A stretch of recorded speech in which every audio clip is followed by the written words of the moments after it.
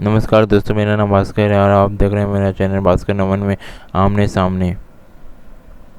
एक लेखक को दूसरे की रचना पसंद क्यों नहीं आती, ये है आमने सामने। और पहले लेखक जो वरिष्ठ लेखक हैं उनका नाम है सूरज प्रकाश और दूसरे जो युवा लेखिका है वो है रश्मि भारद्वाज। सूरज प्रकाश द्वारा ये कहा गया है, भला उसकी कमीज मेरी कमीज से सफ़ेद कैसे। जैसे मुहावरे में थोड़ा ईर्ष्या भाव होता है, पर कहीं भी दूसरे को कमतर दिखाने की भावना नहीं होती। यह सिर्फ साहित्य में ही होता है, जहाँ हम सर्वश्रेष्ठ होते हैं और दूसरों का साहित्य कूड़ा। वैसे कई बार सच में कूड़ा होता भी है। किसी को कोई पुरस्कार मिल जाए, कोई पुस्तक चर्चा में आ जाए, हमारे सीने पर सांप लौटने लगता है। मैंने एक वरिष्ठ शायर को दूसरे साहित्य अकादमी पुरस्कार प्राप्त शायर के लिए यह कहते सुना कि उसके पास कुल मिलाकर 10 शेर भी नहीं है।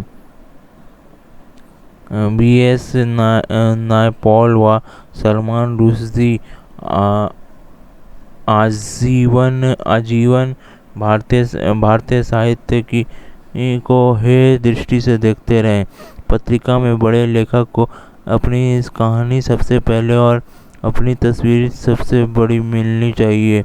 मन्नू भंडारी जी को अपने संपादन में निकालने वाली पहली ही पत्रिका के कवर को फिर से छपवाना पड़ा था, क्योंकि मोहन राकेश का नाम और सबसे ऊपर नहीं था। ऐसा क्यों होता है कि दूसरे के लिखे को हम अपने से बेहतर नहीं देख सकते? मुझे लगता है कि इसके पीछे खुद को देखने और अपने साहित्य का मूल्यांकन न करने की जिद बहुत बड़ी भूमिका अदा करती है। बॉलीवुड में कोई भी कलाकार खुले रूप से दूसरे कलाकार के काम की बुराई नहीं करता। वहाँ टीम में काम होता है, जबकि साहित्य में प्रतिद्वंदी भाव से काम होता है, और यही हम पिछड़ जाते हैं।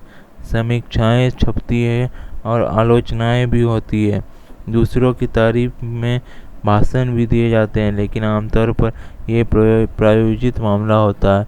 तो बंधु ज़रूरत अपने गिरेबान में झांकने की है, जहाँ जलन का नाग फन काढ़े बैठा होता है। रश्मि भारद्वाज द्वारा युवा लेखिका द्वारा कहा गया वाक्य, यह कहना सामान्यकरण करना होगा कि एक लेखक को दूसरे लेखक की रचना कमतर लगती है। एक अच्छी किताब आपको बहुत तरह से समृद्ध करती है और वस्तुओं घटनाओं को देखने की नई दृष्टि देती है। एक लेखक अपने लेखन से भी यही चाहता है कि उसके पास वह अनुभव और जागरूक दृष्टि हो, जिससे वह साहित्य में कुछ नया जोड़ सके। किसी अन्य लेखक की कृति से गुजरते हुए एक लेखक को उसी नवीन दृष्टि की खोज होती है। हो सकता है किसी कृति ने उसे पढ़ने के बाद वह रचनात्मक संतुष्टि नहीं दी हो।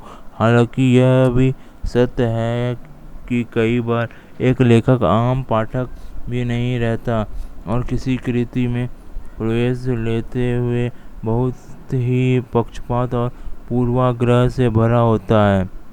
वह इस कृति के लिए तब ईमानदार नहीं रह जाता जब रचना से अधिक लेखक के प्रति उसके व्यक्तिगत विचार हावी हो जाते हैं। लेखकों के बीच रचनात्मक प्रतिस्पर्धा उन्हें बेहतर सृजन के लिए प्रोत्साहित करती है, लेकिन जब वह व्यक्तिगत द्वेष में बदल जाती है तो इससे रचना विशेष का ही नहीं, साहित्य का भी क्षति होती है। कई लेखक अपने लेखकीय अहंकार में बिना पढ़े कि कई लेखकों को खारिज करते हैं या कमतर समझते हैं। एक आम पाठक लेखकों के संसार को दूर से देखता हुआ उनमें अपना आदर्श तलाश रहा होता है। यह दुर्भावना उसे अच्छे साहित्य से दूर करती है। यह जरूरी है कि एक लेखक सबसे पहले एक बेहतर पाठक हो, ऐसा पाठक जो किसी कृति से संवाद करते हुए अपने पक्षपातों को परे रखे। यदि आलोचना भी करे तो वह रचनात्मक हो, ध्वंसात्मक नहीं। बस यही था दोनों का आमने सामने का। और थैंक यू फ्रेंड्स, और इस तरह की वीडियो को जारी रखने के लिए आप हमें सपोर्ट कर सकते हैं। और तो thank you friends and have a nice day.